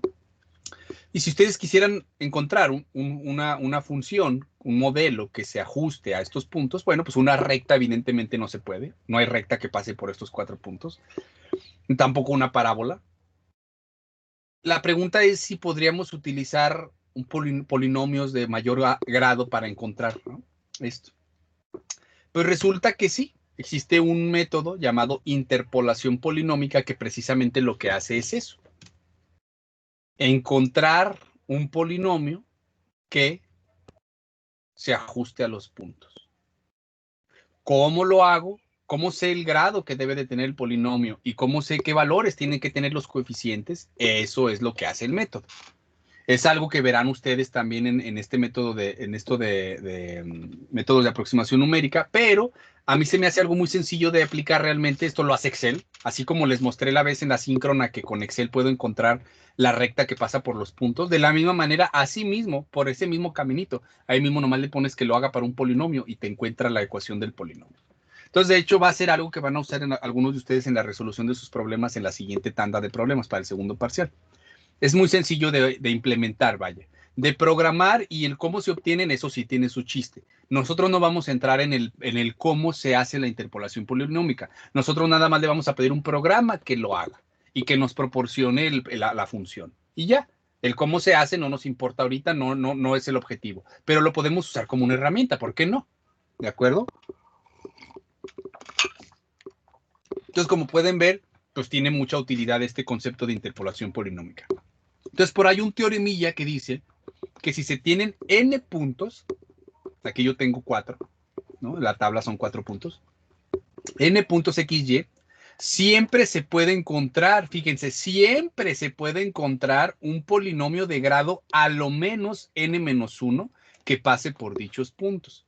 Observen aquí, por ejemplo, aquí cuántos puntos tengo. 4. ¿De qué grado es el polinomio? 3. n-1. ¿De acuerdo? Entonces, esto y menos porque yo puedo encontrar polinomios de grado más grande que también pasen por ahí. Es decir, puedo encontrar un polinomio de grado 4, de grado 5, de grado 6, el grado que yo quiera, que también se ajuste a los puntos. Pero pues, ¿para qué complicar las cosas si con uno de grado 3 tengo, no? Por eso dice a lo menos n-1, el grado n-1. ¿De acuerdo? Ok. Bien, entonces ahora vamos a pasar a ver lo que son las funciones potencia, ¿no? Que son una subdivisión también de las categorías de funciones y que también tiene cierta relación con los polinomios, por eso lo pongo, ¿no? Tienen esta estructura. Básicamente es una estructura un poquito más sencilla, ¿no? No es una suma de, es básicamente la variable independiente elevado a una potencia. La única diferencia está en que ahora la potencia, la n, puede ser cualquier valor, puede ser cualquier número real, es decir, puede ser un entero positivo, puede ser un entero negativo, puede ser un racional, o sea, una fracción, incluso puede ser un irracional. Entonces, el caso de cuando la n pueda ser irracional no lo vamos a considerar ahorita porque tendríamos que entrar a profundidad en otros temas. Nada más vamos a considerar 3 casos. Cuando la n puede ser entera positiva, que es la que voy a ver ahorita, cuando es entera negativa y cuando sea racional. ¿De acuerdo? Entonces, si es entera positiva, que es el caso, pues estaríamos hablando de esta notación que está aquí, recuerden que es para contención. N estoy considerando en particular si n está en los enteros positivos, o sea, es uno de tantos casos, ¿no? Porque los reales, acuérdense que se componen de los racionales y los irracionales. Y dentro de los racionales se encuentran los enteros. Entonces, ahorita yo nada más vamos a ver qué pasa cuando la n es un entero positivo. Los enteros positivos son un subconjunto de los enteros, ¿no? Esto que está aquí significa contención. Entonces, los enteros positivos son un subconjunto de los enteros, claro, y los enteros a su vez son un subconjunto de los reales. Entonces, eso es lo que significa esta U volteada, contención, subconjunto. Entonces, si este es el caso, pues estamos hablando de polinomios, ¿no? Recuerden de la estructura anterior que x a la 5 pues es un polinomio de grado 5 y había dicho que para que fuera polinomio tendrían que ser las potencias positivas, enteras positivas. Entonces, para las funciones potencia en general, si la n es positiva, pues estamos hablando de polinomios también. Es lo mismo. Si la n es positiva, entera positiva. Entonces, el dominio de este tipo de funciones son todos los reales, al igual que, pues, ya que son polinomios. Y miren, aquí grafiqué, estas las separé en impares y pares, o sea, potencias pares y potencias impares, enteras pares, ¿no? Aquí está x a la 1, x a la 3, x a la 5, x a la 7. Si las graficamos, se ven así. Están de acuerdo al color. Vean, la verde es la recta, la negra es la x cúbica, la azul es la x quinta y la moradita es la x a la 7, ¿no? Entonces observen cómo se parecen un montón.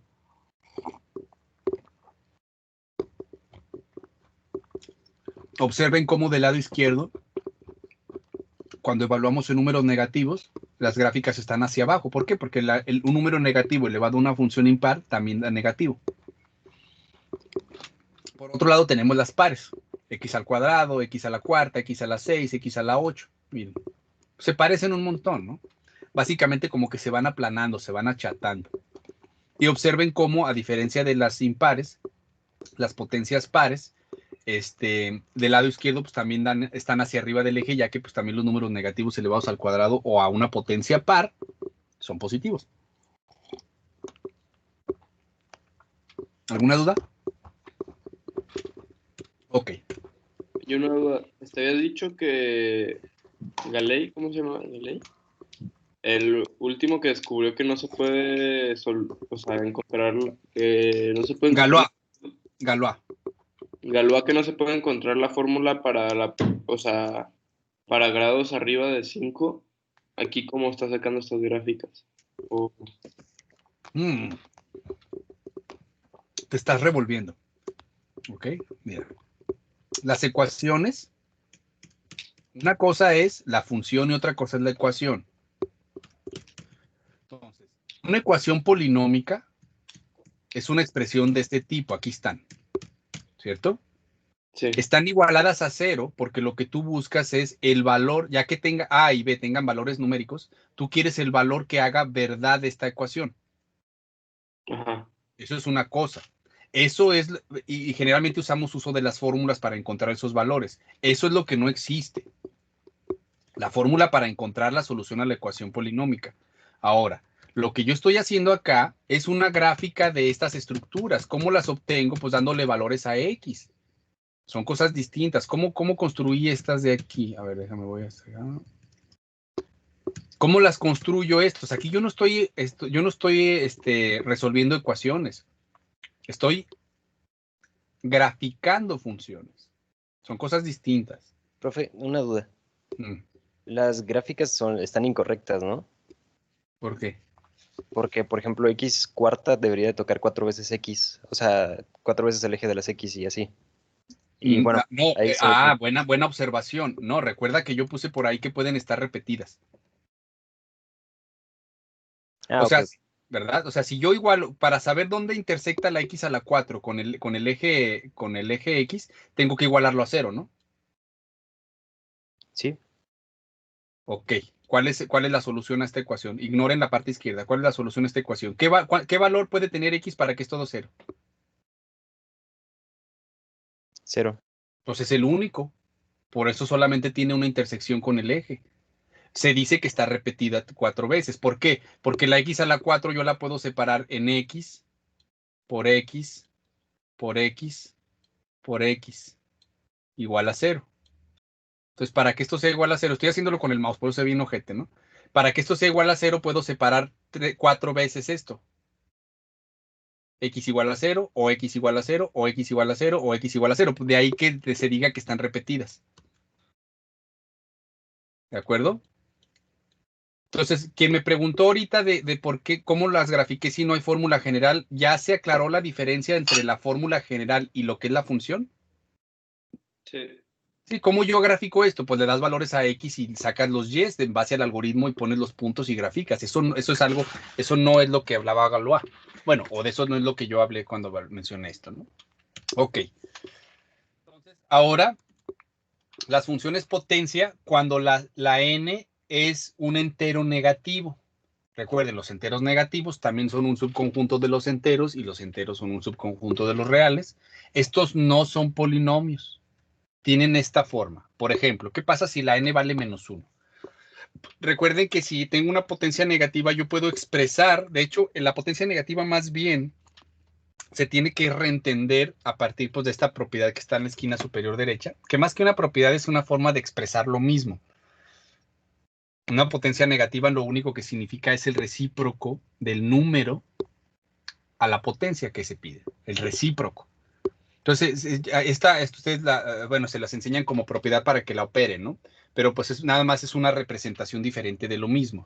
Entonces, x a la menos 1 realmente es 1 entre x, que es la función recíproca, la que vimos en la clase anterior.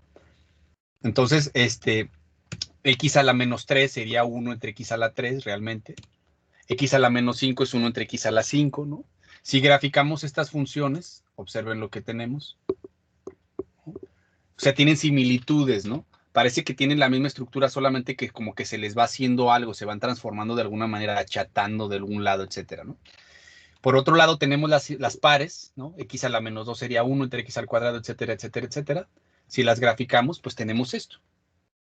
Observen que también, debido a la potencia par, para las funciones pares, pues al evaluar en números negativos me da números positivos. Por eso las dos partes se encuentran arriba del eje. Para las funciones que tienen potencia impar negativa, pues ocurre lo contrario. Para los números negativos, un número negativo elevado a una potencia impar me va a dar negativo. Por eso queda por debajo del eje X el lado izquierdo, ¿no? Y ahora observen que en general las dos funciones, o las tanto impares como impares, tienen en el dominio, que lo agrego a la derecha, miren, apareció acá, ¿lo ven? El dominio son todos los reales exceptuando el 0. Ninguna de estas funciones admite a 0 en su dominio. ¿Por qué? Porque me generaría una indeterminación. Y eso se ve en la gráfica con el comportamiento asintótico cuando me aproximo al 0, en ambos casos. Si yo me acerco al 0, las funciones, los valores de y se disparan hacia los infinitos, ¿no?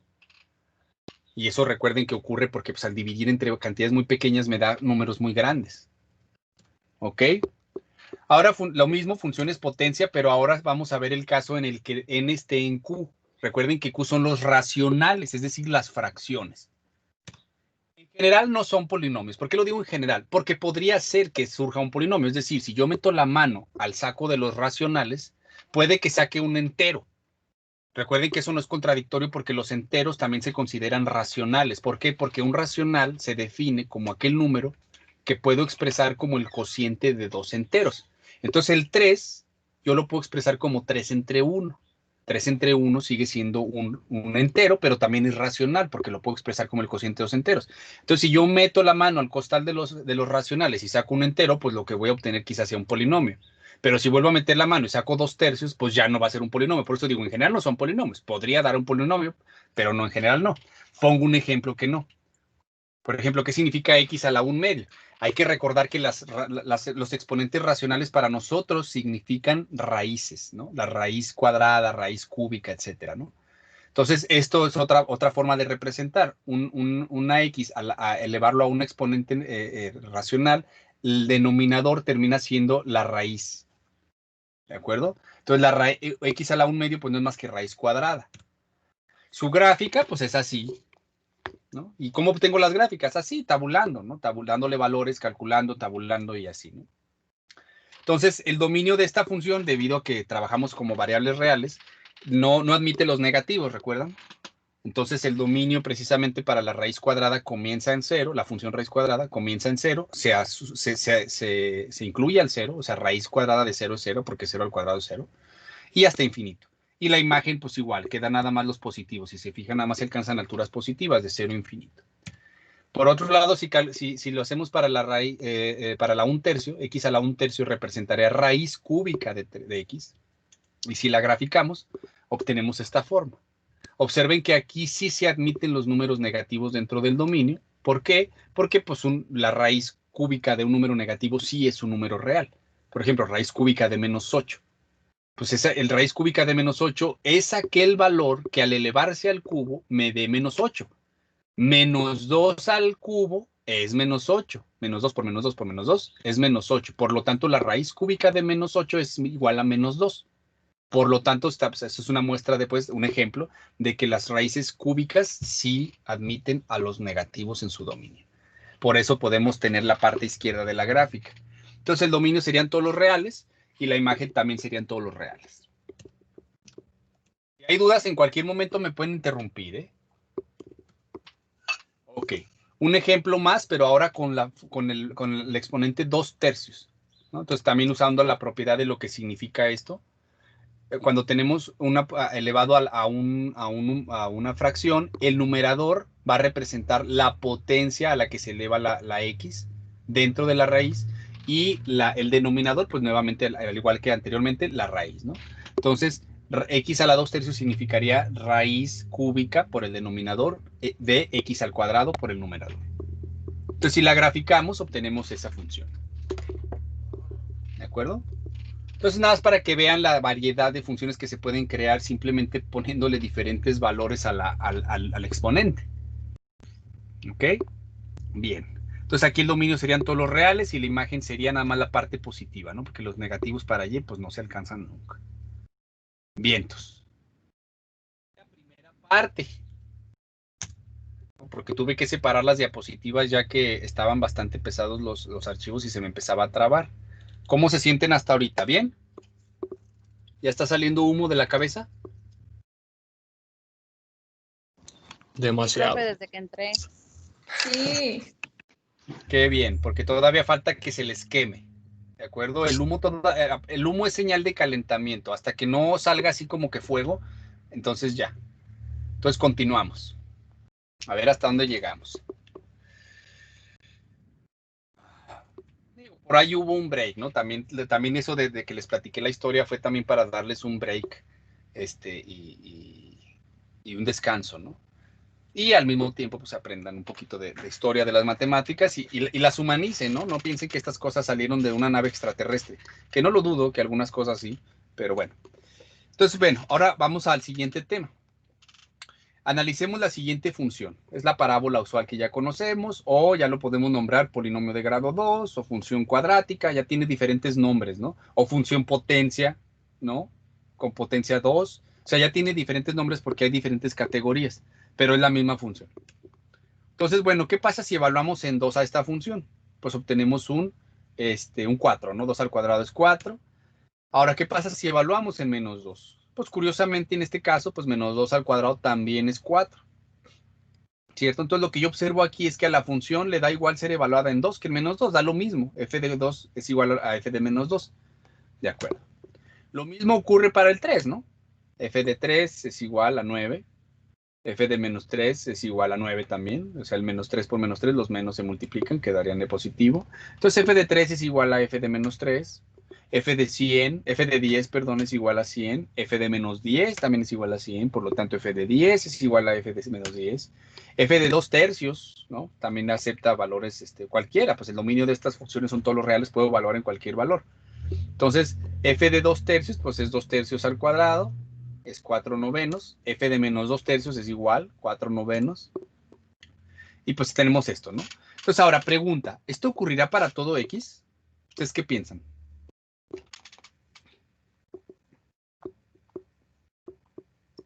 Para cualquier valor de X. O sea, aquí los valores de X que agarré son 2 y menos 2.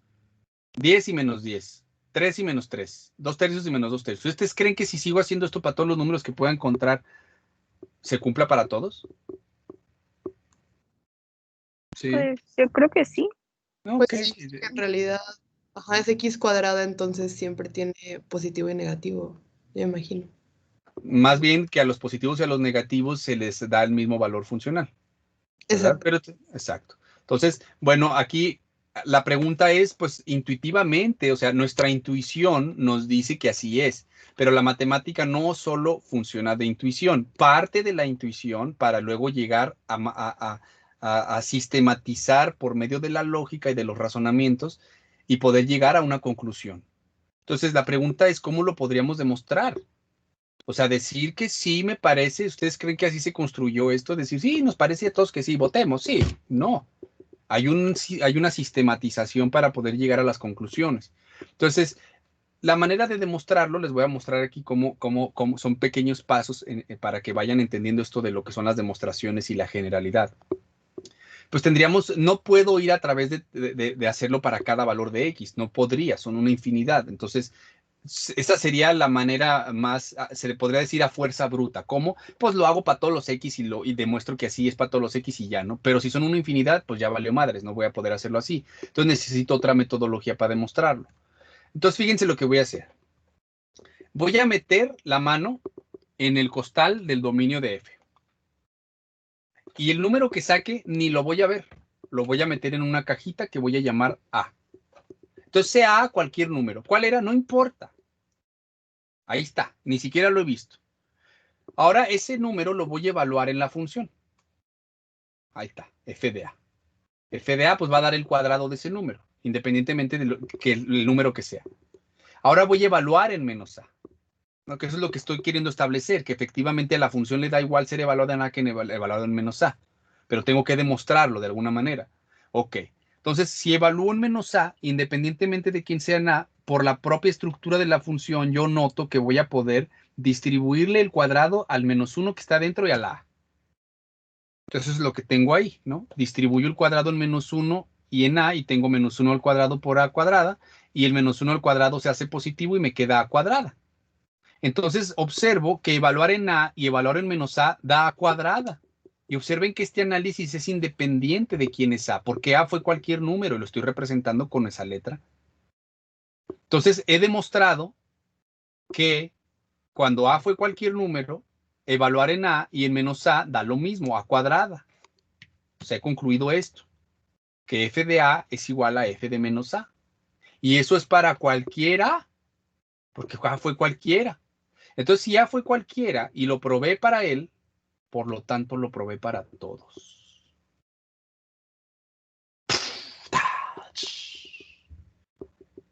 Este es el salto lógico que no tiene nada que ver con procedimientos y la formulita y dónde lo meto para que me diga. No, esto es un razonamiento.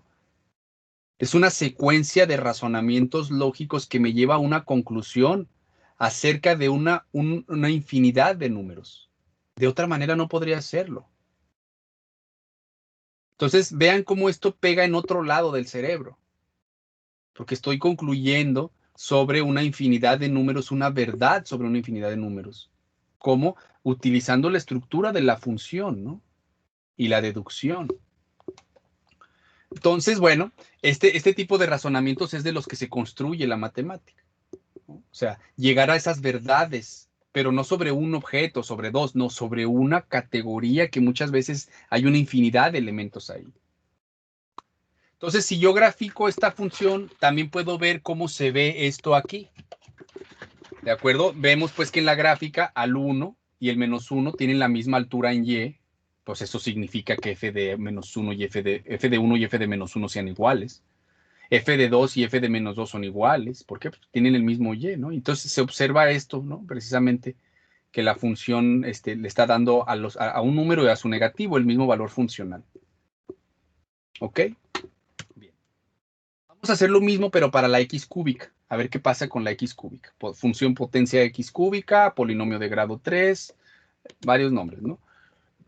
Si evaluamos el 2 en la x cúbica, pues obtenemos 8. Si evaluamos menos 2, aquí ya cambia la cosa. ¿Por qué? Porque el 3, la potencia 3 al distribuirse en el menos 1, pues menos 1 al cubo ya no da positivo, da negativo. Entonces me da menos 8. Entonces aquí ya no me está, aquí sí, no es que aquí ya no le vale madres, ¿no? Aquí sí, evaluar en 2 y evaluar en menos 2 es distinto, pero tienen cierta relación, es como el negativo, da el negativo, ¿no? Aquí lo que puedo observar o deduzco es que evaluar en menos 2 es lo mismo que evaluar en 2, pero luego multiplicar por menos. Aquí sí afecta el signo, ¿no? En la anterior no, aquí sí le afecta. ¿Cómo? Con un solo signo, ¿no? Multiplicando por menos, básicamente le afecta. Lo mismo ocurriría para el 3, ¿no? 3 al cuadrado es 27, mientras que menos 3 al cubo es 27, mientras que menos 3 al cubo da menos 27. Lo mismo. Evaluar en menos 3 es lo mismo que evaluar en 3, pero multiplicando por menos. Lo mismo para el 100, ¿no? Lo mismo para esta fracción. Evaluar en 2 tercios, evaluado en G, pues es 2 tercios al cubo, que es 8/27. Se distribuye el cubo en el 2 y en el 3. Y evaluar en menos 2 tercios lo mismo. Aquí está mal, aquí le puse cuadrado, es cúbico, ¿no? Es el menos 1 vuelve a causar el problema. Menos 1, pues no es un problema, pues simplemente es. Y bueno, esto da menos 8/27, ¿no? Entonces, dan el negativo. Evaluar en menos 2 tercios es igual a evaluar en 2 tercios y multiplicar por menos. Y esto ocurre para todo X, pregunta. Pues lo mismo, vamos a hacer el mismo análisis, ¿no? Parece que sí, pero vamos a ver si se puede demostrar por medio de un razonamiento superior a nada más observar unos numeritos, ¿no? Entonces, sea X, otra vez cualquier número dentro del dominio de la función. Entonces, evalúo en la función el número, me da A cúbica, y ahora voy a evaluar en menos A. Entonces, si evalúo en menos A, pues observo este patrón que habíamos visto anteriormente. El 3, la potencia se tiene que distribuir en el menos 1. Esto me da un menos 1 y me queda menos A al cubo. Entonces, pues independientemente de quién era A, observo que evaluar en A, o más bien, evaluar en menos A, es equivalente a evaluar en A y multiplicar por menos, ¿no? O sea, esto. G de menos A va a ser evaluar en A y multiplicar por menos. Y si graficamos, bueno, y esto, el mismo razonamiento, como A fue cualquier número, al yo demostrar esta propiedad para ese número cualquiera, como era cualquiera, pues lo demostré para todos. Ese salto lógico de repente podría no ser tan evidente para muchos. Si lo logran entender, o sea, si logran ver por qué puedo afirmar que esto es verdad para todos, ya que A fue cualquier número, entonces están a un paso más cerca de entender las demostraciones matemáticas. A fue cualquiera y lo demostré para él. Y como A fue cualquiera, por lo tanto lo demostré para todos. ¿Ok? Si graficamos esta función, vamos a entender también este significado. Aquí en la gráfica se puede ver que, por ejemplo, si evaluamos en menos 1, me da -1, ¿no? Aquí este puntito, -1, -1. Pero si evaluamos en 1, me da 1. Para yo obtener el otro valor, tendría que multiplicar por -1 para que me diera acá abajo. Entonces, pues bueno, se verifica. Si se fijan, tiene una especie de, pues es una estructura muy similar, parece como lo contrario, ¿no? De alguna manera, una especie de reflejo sobre alguna especie de eje, algo ahí hay extraño, ¿no? Bueno, entonces, estas propiedades que observamos en las funciones f de x igual a x cuadrada en la primera y en la última que vimos en la x cúbica son muy relevantes y las podemos encontrar en una infinidad de funciones, ¿no? ¿Qué cosa? Las propiedades. Esa propiedad que tiene de que a una no le importa ser evaluada en un número o su negativo, da lo mismo. Esa es una propiedad. Y la otra que sí le importe, pero solamente con un signo, ¿no? O sea, haz de cuenta lo que vimos en la anterior, ¿no? Que evaluar en -2 sea lo mismo que evaluar en 2, pero por menos. Son propiedades de esas funciones y las tienen muchas otras. Entonces, por eso sería relevante o conveniente definirlas y nombrarlas. ¿Para qué? Para tenerlas como referirnos a ellas, para no tener que decir, esta función tiene esa propiedad de que cuando la evalúas en -x, te da lo mismo que la evalúas en x. Son muchas palabras. Si ya entendemos el concepto, mejor pongámosle una etiqueta a ese concepto. Y eso es lo que es una definición. No es más que un concepto etiquetado con una palabra corta para podernos referir a él de manera más eficiente. Es la creación del lenguaje, así es como se crea el lenguaje. Entonces vamos a definir esto. Vamos a definir esta propiedad. ¿Cómo? Diremos que una función f de x es simétrica. Así la vamos a llamar, simétrica o par. Y tiene sentido, ¿no? Simétrica. Sí, ¿qué? Ahí está. Si evaluar en -x da lo mismo que evaluar en x. Ahí está. Es simétrica. Pero entender que si la simetría es con respecto al eje Y, ¿no? ¿Qué quiere decir que sean simétricas, que una figura es simétrica? Que con respecto a un eje son iguales de ambos lados. De alguna manera son reflejo la una de la otra. La parte derecha es la parte refleja de la izquierda, o viceversa. ¿De acuerdo? Lo mismo vamos a hacer para definir la otra propiedad, la de x cúbica. Diremos que una función f de x es antisimétrica o impar si se cumple lo otro, ¿no? Si evaluar en -x es lo mismo que evaluar en x, pero con menos. Pues ahí tenemos la forma, ¿no? Si se fijan, sí existe cierto tipo de reflejo, pero no es igual que el otro. Aquí está algo diferente, ¿no? Por eso se dice antisimétrica. Sigue siendo simétrica, pero como anti. O sea, por eso el lenguaje de repente queda corto, ¿no? O la llamamos impar también, ¿no? Entonces, bueno, los términos par e impar no se refieren a la potencia de las funciones. Observen que la función par que puse acá, la cuadrática, pues tiene la potencia es un número par. Pero la definición par o el término par que estamos usando en la definición no tiene nada que ver con ese número, el 2 que tiene la x cuadrada, sino se está refiriendo a una propiedad de la función. En este caso coinciden las palabras. O sea, aquí quiero hacer la diferencia entre par para números, un número entero puede ser par o impar, y par para funciones. Una función puede ser par o impar dependiendo si cumple o no esta propiedad, la de f de -x igual a f de x. Entonces son conceptos diferentes que pues desgraciadamente utilizan la misma palabra y que en este caso coinciden, ¿no? Ambas, por ejemplo, la función cuadrática pues tiene potencia par y al mismo tiempo es par bajo esta definición. Pero este término par no se refiere a la potencia. Entonces ahorita voy a ver otro tipo de funciones que son par o simétricas, pues, y que ni siquiera son de esa estructura, ni siquiera tienen potencias. ¿De acuerdo? Para que precisamente despeguemos esa. Ok, ahorita nada más para referirnos a estas potencias que en este caso coinciden, pues sí. Vean, observen todas las que son potencias, funciones potencia con la potencia impar, la x a la 1, x al cubo, x a la 5, pues observen esa propiedad antisimétrica que tienen, ¿no? Y observen las funciones que tienen potencia par, que pues también tienen la propiedad de ser funciones par, que son el reflejo, ¿no? Hay simetría, pero son distintas las simetrías. Entonces, por eso una se llama simétrica y la otra antisimétrica, ¿no? Las pares son las simétricas, las antisimétricas las impares. Bien. Entonces, ¿cómo podemos entender el concepto de simetría geométricamente? Entonces, aquí tengo la función x cuadrada, que es la primera que vimos. Su grafiquita está aquí a la izquierda, chiquito, para que vea, para que la tomemos como referencia. Y yo voy a partir de uno de los lados, tomando al eje Y como un espejo, yo voy a tomar uno de los lados, puede ser el izquierdo o el derecho, no importa. Y voy a reflejarlo como si fuese espejo. Si cuando yo refleje este sobre el eje X hacia el lado izquierdo, puedo construir la otra parte de la función, entonces es una función par. Es un reflejo, ¿de acuerdo? Entonces, así vamos a entender geométricamente el concepto de función par o impar. El reflejo de la parte izquierda sobre la derecha o al revés, no importa. Para la impar es distinto. Porque si esta es la función x cúbica, la tengo acá arriba dibujada para que la tengan en consideración. Si yo parto de la parte derecha nada más y utilizo el eje Y como reflejo, no obtengo la parte izquierda, ¿cierto? Tendría que ahora reflejar esta línea punteada, que fue el primer reflejo, reflejarla sobre el otro eje, sobre el eje X. ¿Qué pasa si reflejo sobre el eje X? Pues obtengo eso. ¿Sí lo ven, el reflejo? Entonces, si se fijan, ya con eso puedo obtener la parte izquierda de la función.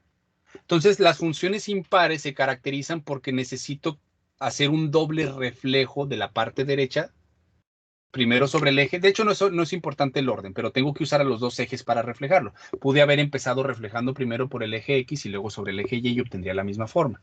La cuestión está aquí, es que es un doble reflejo. Las funciones impares se necesitan reflejar sobre los dos ejes, una de las partes, para encontrar la otra, ¿no? Entonces, esta es la que llamamos impar o antisimétrica. ¿De acuerdo? Ok. Ustedes por ahí conocen la función coseno y seno, ¿no? Ignoren ahí esto que debí de haber aparecido hasta más al rato, ¿no? Las funciones seno y coseno, en la preparatoria ya las ven, a lo mejor algunos todavía no la ven, precisamente para eso está el taller de matemáticas que ven aquí. Las funciones seno y coseno se tienen que entender. Bueno, pues primero las podemos graficar. Si las graficamos, coseno se ve así. Observen qué tipo de paridad tiene, si es par o impar. Entonces, si ustedes agarran la parte derecha y la reflejan sobre el eje Y, obtienen la parte izquierda, ¿no? Y se ve claramente. Ahora la función seno. Fíjense que aparentemente son iguales, pero si ustedes hacen ese mismo ejercicio mental de reflejar la parte derecha sobre la izquierda, no se obtiene la parte izquierda. Tendrían que hacer después otro reflejo sobre el eje X para poder obtenerla. Y entonces, por eso mismo, decimos que es impar. Ahora, entonces, vean aquí que estas funciones son respectivamente la coseno es par y seno es impar. Y no hay potencias. ¿Por qué? Porque esto no se trata de la potencia o del exponente. Se trata de la propiedad de la función misma. Entonces, gráficamente vemos que coseno es par, por lo tanto podemos decir que coseno de menos x es igual a coseno de x, ¿no? Ese es el significado de una función par, que al evaluar en menos x da lo mismo que al evaluar la x, le da lo mismo. Y eso lo dedujimos de la gráfica, pues. Pero lo conectamos con la definición, porque esa es la definición de ser par, que dé lo mismo evaluar en menos x que en x. Por otro lado, la función seno, que es impar, observen cómo al evaluar de la gráfica dedujimos que es impar. Por lo tanto, podemos decir que evaluar en menos x es lo mismo que evaluar en x y luego multiplicar por menos al seno de x, ¿no? Entonces, para que despeguen esto de decir las palabras, ¿no? Par. O sea, son cosas diferentes dependiendo del contexto. Si grafican las dos funciones coseno y seno juntas, pues se ven así, ¿no? Básicamente una está desplazada, son la misma estructura, la misma forma, solamente que están desplazadas. Profe, Ok. ¿tiene que ver que intersecta una en el cero? Pues sí tiene, no, pues, ¿cómo que sí tiene que ver? Que tiene que ver O sea, que que para que sea par... no. No, puedes tener funciones pares que no intersectan con el cero, puedes tener funciones pares que intersectan. No es algo que observar para luego deducir. Ok. Profe, yo tengo una pregunta que siempre me ha causado dudas. No tiene Ajá. mucho que ver, pero es que la verdad no sé si sea, nunca he investigado, pero ahorita me acordé. ¿Los electrocardiogramas se representan con función? O sea, ¿tienen una función en específico? No. O eso No, es- los electrocardiogramas no es más que la gráfica de datos que recibe un aparato.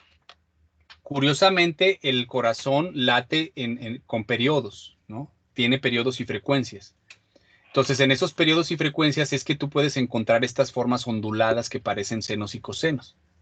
Lo que puedes hacer ya, o sea, porque cada humano es diferente, cada corazón late diferente. Entonces, y dependiendo del ritmo cardíaco, si estás muy acelerado, estás muy calmado, pues cambia la oscilación. Lo que se hace en la práctica es, pues, si quieres tú encontrar un modelo que se aproxime a la oscilación de una persona en un momento específico, con un tipo de ritmo cardíaco en específico, en un momento, capturas los datos y con los datos tratas de encontrar una función, pero sería válida mientras la persona se mantenga en ese estado. Y entonces sí podrías encontrar una función matemática que represente esos datos. Pero en general, pues esas funciones van cambiando conforme nos agitamos, etcétera. En ese sentido, pues el cuerpo del ser humano ya trae configurada ahí su ingeniería, ¿no? Pero sí se puede, o sea, sí se pueden utilizar los senos y cosenos para representar esto que mencionas, pero no existe una función que los represente a todos. ¿De acuerdo? Va a variar de persona a persona o de nivel de que se encuentre, etcétera. Entonces, para ser congruentes con esto de las funciones, que las concebíamos como máquinas y etcétera, ¿no? Pues entonces, ¿qué es esta función seno, no? Pues a lo mejor, o sea, en todas las funciones previas, pues la función expresa un algoritmo evidente, ¿no? X cuadrada más 1, pues es claro que hay que elevar el número al cuadrado y sumarle 1. Pero en el caso de que, por ejemplo, sea seno, pues seno, ¿qué rollo, no?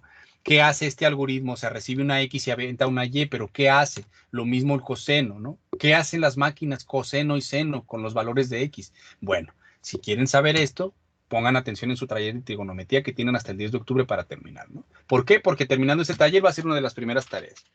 Yo les voy a pedir a ustedes que me digan cuál es ese algoritmo que hace la función seno para dar un X, darle un Y. Yo ahorita las grafiqué, pues, y a lo mejor ustedes las conocen y se las quieren memorizar, pero entender ese algoritmo es importante, ¿cierto?